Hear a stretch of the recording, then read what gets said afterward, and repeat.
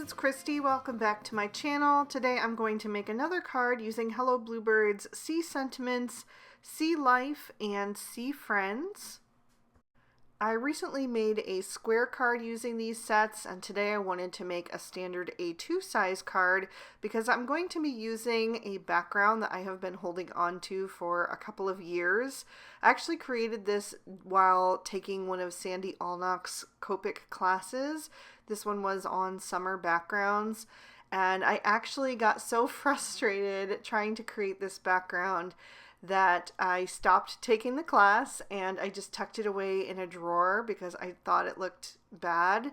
But over time I've come to appreciate it, and I think that it still deserves to be used on a card, and so I'm going to base this entire scene around it. So I've stamped my images out on Spectrum Noir Ultra Smooth Premium White cardstock, and I'll be coloring with my Copic markers. I'm starting with my Mermaid's skin, and for that I'm using E000, E00, and E11, so I'm going for a paler skin tone. My previous card I did more of a tan skin tone, and I also have a Mermaid card coming out using Lawn Fawn next week where I used 3 different skin tones. But this one I felt like just matched the color palette that I wanted to go with the best for today's card. So I started with the E11, laid in some shadows with that, blended out with the E00, and then used the E000 for a highlight. And I did a second layer on her, and then I also used the same shades for my conch shell, but for that I left a little bit of white cardstock showing as well for an extra highlight. Then I'm pulling out some neutral grays. I'm using N0, N1, N3, and N5. I'm going to use these for that large rock, and I'm starting with the N5, adding in a little bit of that to give the rock some different texture and striations to it, and then I'll start to blend that out with the N3, just going right over the edge of that N5 and kind of pulling that color towards the center where it's the roundest point, so it would be the most highlighted. I also blend it out with the N1, and then I'll add a little bit of the N0. And then I am going to use these same shades for that Nautilus shell up at the top again, so I just have it in at least 2 places on the scene. So I use the lightest 3 shades for the shell, and then I'll go back over the little stripes with the N5. Next I'll move on to some pinks, and I'll use RV10, RV11, and RV13. My RV13 has always been a bit leaky, so I pull off both caps for that marker, otherwise I always regret it. But I'm using this for her hair. I wanted to do something fun for her hair, and I decided to go with some soft pink tones, starting with the RV10 and actually mapping out where eventually my darkest shades will go. And then I'll darken those up a bit with the RV11, just using the tip of my marker to add in some little streaks into her hair and create some low lights, and then the parts that I leave the lightest will be the highlights. I'm also adding a little bit of definition to the ends of her curls, and then I'm going to come in with the RV10 and start to soften that up. I wasn't sure if I wanted to add the RV13 in there. I really wanted it to be soft, almost like a cotton candy pink. So I wasn't sure if I wanted the RV13, which is why I started with the lighter shades. But I did ultimately think it just needed a bit of extra definition, so I did add in that RV13, but I'm just being very sparing with it and just using it where I want those deepest shadows to be. And then once I'm happy with that, I'm going to go back over it with the RV10. I skipped straight down to that one to just soften those up and really push that darker pink back into the cardstock so it wouldn't be quite so prominent. And I decided that I wanted to go just a tiny bit lighter, so I also brought in the RV00 and went over any remaining white spaces. As those inks began to dry back, I decided that I did want just a tiny bit more of that RV13, and I'm using the very, very tip of my marker to add those little streaks in there once again, just very, very lightly using a light pressure as I'm pressing that marker down so I can get very, very thin little streaks. And then I'll go back over that one more time with the RV10. Just kind of smooth those over so that they are a little bit pushed back into the rest of the hair. And then I'll call that good and move on. I'm also going to use these shades to color in one of the starfish. I opted to go with the larger of the two. So I'm placing the RV13 down at the bottom right, blending up with the RV11, and then finishing with the RV10. And I will also do one of the corals in this combo. So I barely used any of the RV10 on this one. Just the areas in there are so skinny, it's kind of hard to add a third shade in there. It's even sometimes hard to get two shades in there. So I used the RV13 mainly, blended out with the RV11, realized there wasn't really anything left for the RV10. So I just filled in with the RV11 and then added a little extra of that RV13 in a second layer. And then I'm going to darken up this combo by keeping the RV13 and then adding in the RV14 and RV17. And I'm going to use these for my crab. Instead of having a red crab, we're going to have a hot pink crab because I had a very specific color palette in mind. I saw this color palette on Pinterest and I loved it. It reminded me of a water bottle that I have. It was like a Lily Pulitzer Starbucks collab a few years ago and I loved it, so I picked it up, but it was like shades of like lime green and hot pink.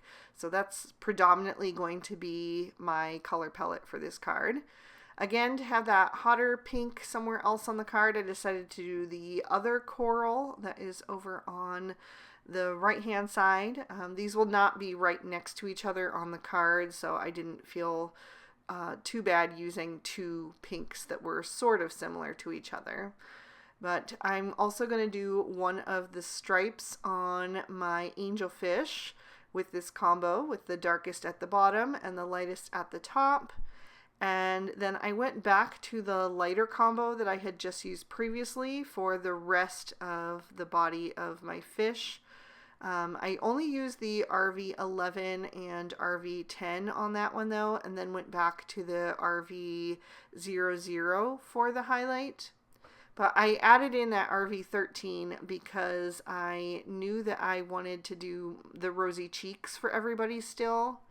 So I did a second layer on the angelfish, and then I'm going to give everybody some rosy cheeks, whether they're colored in or not. You can do it before or after the coloring. I usually do it after, but since I had the markers out now, I just decided to do it for everybody.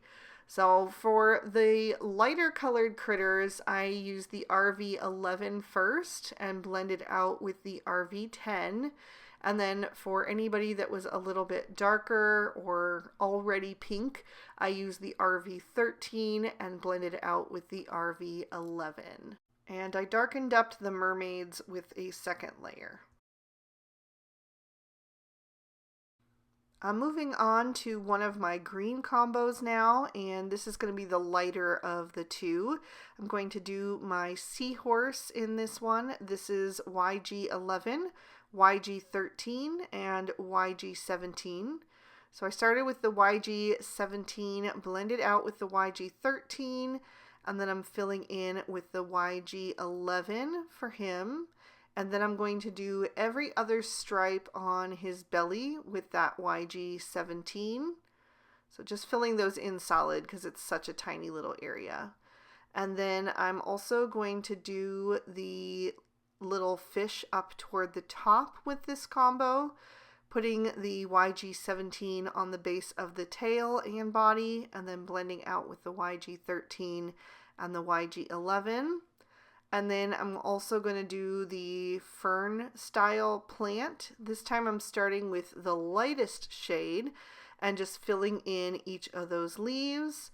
Then I'll come in with the mid-tone, which is the YG13, and add a little bit of color at the base of each of those leaves. And then I'll come in with my darkest, the YG17, and add even less color toward the base of each of those leaves just to give them a bit of extra definition and a little bit more interest. And then I'm also going to use these for my mermaid's tail. So I'm starting with the YG17 and placing my shadows where I think they should go. So in the curve of her tail and on her bottom where the tail is flipped up over it, on the bottom of her fins, and also on the bottom of the front of her that would be laying on the ground. And then I skipped over the YG13 and went straight in with the YG11, blended that out. And then I'm going to add in a lighter shade that has a little bit more of a yellow cast to it, the G20, for a little extra highlight, just to make her tail stand out a bit more from the other green images. I'll go over that with a second layer just to increase the depth and saturation and also to smooth out any harsh lines in that blend. And then I am going to also add in some dot detail to give her tail some texture, but I just let it dry for about a minute in between so that the dots would be more visible. Otherwise, they'll kind of spread out in the saturated cardstock. So I'm starting again with my darkest shade, the YG17, and just adding a few little dots in the darkest areas. And then I moved on to the YG13 and added some with that. And I will also go in with the YG11. I did not bother going in with the G20 because I didn't think it would show up very well. Plus I wanted the areas that were most highlighted not to have any dots, just so they looked more shiny. And then I am going to move on to my second green combo, which is going to be G21, G24, and G29. This is a much darker green combo, but I wanted that bit of contrast. So I'm going to do these two kind of kelp plants, placing that G29 towards where the leaves are gathered at the root, and also where I think the shadows would fall as they're kind of twisting and turning in the current. And then I'm going to blend that out with the G24. And I wanted these to be quite dark, so I went a little bit heavy-handed with the darkest two shades and only left a little bit of room for that the highlight with the G21, just so that they would really stand out against the other greens that I had already used on the card. They're also a bit more desaturated. They're not quite so vibrant. They have less yellow in them, so I think that also helps set them apart. I'll do the other stripe and little fin on my angelfish with this combo to tie that in somewhere towards the top of the scene. And I am going to do the fins and the little spots on the back of this other fish as well. So just using that G29 first for all of those, blending out with the G24, and then the G21 is going to be the highlighted areas. And I filled in the dots with just the G29. And then the last color that I'm introducing into this palette is aqua. So it's pink greens and aqua blue is the color combo that I was going for. So I'm using BG10, BG11, and BG13. I did my mermaid's top. I'm doing this little fish here with the green fins, putting the darkest toward the back of the body, the highlight on the face. I'm also going to do the smaller starfish, and I'll do the fins and the stripes on my seahorse with just the BG13, and then I use the BG11 for the eyes of my crab, and then I went over all of the eyes of my critters and mermaids with a Sakura black jelly roll pen to make them nice and bright and shiny, and trimmed these images out with their matching dies.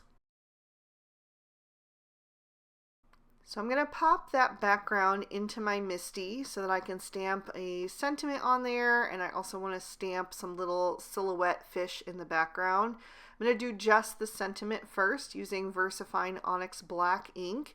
I'm stamping out the one that says birthday fishes, and I will stamp that down twice to make sure it's nice and bold and legible. And then I removed that sentiment stamp, and I'm going to stamp out the silhouette fish now. So there's one that's a cluster of 3 and one that is a single, and you can flip those either direction, which gives you lots of options. I'm stamping those down in Lawn Fawn Peacock ink, and I'm stamping those down twice each time as well. And then I just shift them to a new position and stamp them down again so that I can fill up the top part of my card a little bit more, because mainly my images are concentrated more in the sea floor, so I just wanted to fill up a little bit more of the water portion. I mean, it's all underwater, but I mean the part above the sand.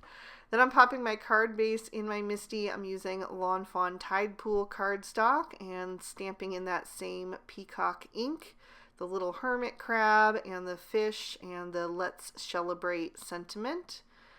Then I'm going to take that background and trim it down with the largest of the Hello Bluebird Nesting Decal A2 dies. This is almost the exact same size as this piece was, so it's going to trim off just the barest little bit, but it will give that nice deckled edge, which I think looks so nice with an under the sea card, because it reminds me of like a parchment paper that might be rolled up in a message in a bottle. But I just trim that down, and then I'm going to glue this to the front of my card. I'm using Barely Art Precision Craft Glue for that, and I'm just making sure I line that up carefully because, like I said, it is a very close fit. So there'll just be just the tiniest bit of that Tide Pool cardstock peeking out through those deckled edges. I've added foam tape to a bunch of my images, and then some of them I'll also be adhering with liquid glue to try to create some depth in this scene. So I'm starting with the large rock, and that I'm gluing with liquid glue. And I'm also taking the fern style plant, and I'm going to tuck that behind the rock, kind of coming up into where the fish are swimming. Then I've got the kelp plant, and this one I'm going to pop up on some foam tape. So I'm just going to peel off those little release papers. But then before I adhere that, I remembered that I wanted to have one of the coral behind the rock as well. So I wanted to take care of that now while the glue from the rock is still wet and I can slip that behind. So I went ahead and did that, and then I'll add the kelp plant in front. I'll take the smaller of the 2 starfish and glue that to the rock so it's just clinging there. And then I'll take the conch shell and I'm going to add that down at the base of the kelp plant. And then I'm going to work on my mermaid. So I cut down a bunch of little pieces behind her to make sure that she was fully supported in case this card goes through the mail. So I'm just peeling those off, and then I'm going to set her on the card very lightly because I want to be able to move her if I need to, because I want her to be interacting with the seahorse. And so I need to kind of have them both placed at the same time to make sure I have it right. So I set both of them down very gently, and then I'm going to continue with the left side of the card, adding the other kelp plant. This time I'm gluing that one flat to the card. And then the other coral I'm going to add next to that. So I put the lighter pink on the left hand side because that's where my hot pink crab is going to go. So I put the hot pink coral on the opposite side just to spread that color around a bit more. And then I've got the larger starfish that I want to add down on the sea floor, kind of below the mermaid, or between the mermaid and the seahorse, kind of below them and between them. So again, they are still not pushed down firmly. Everything else is, but not the mermaid or the seahorse, because I just want to make sure I have them positioned correctly since they're kind of the stars of the card. And I wanted to adjust the mermaid. I could see that she was kind of a little bit crooked there. So I straightened her up, and then I can add my last 3 fish up to the top area where they're swimming above our little mermaid and seahorse. And then of course I needed to add a bit of glitter so that these fish can have some sparkly scales. So I'm adding it to all of the fish. I'm also going to add a little bit to my seahorse and my crab. And if I feel like I have too much, I just use my finger to kind of tap on it a bit and spread it around. I put it on my mermaid's tail and on my starfish.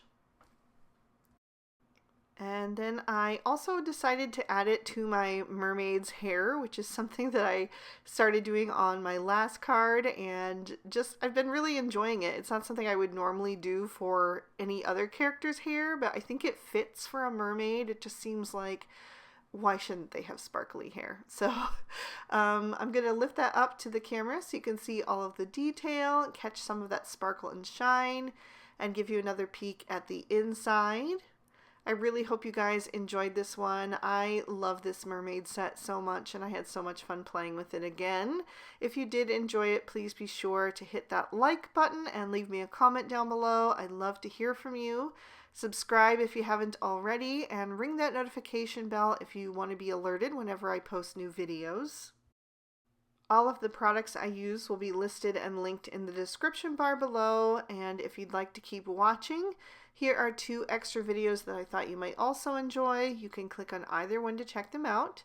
Thank you so much for spending your time with me today. I hope you had a good one, and I will see you guys soon in another video. Bye-bye!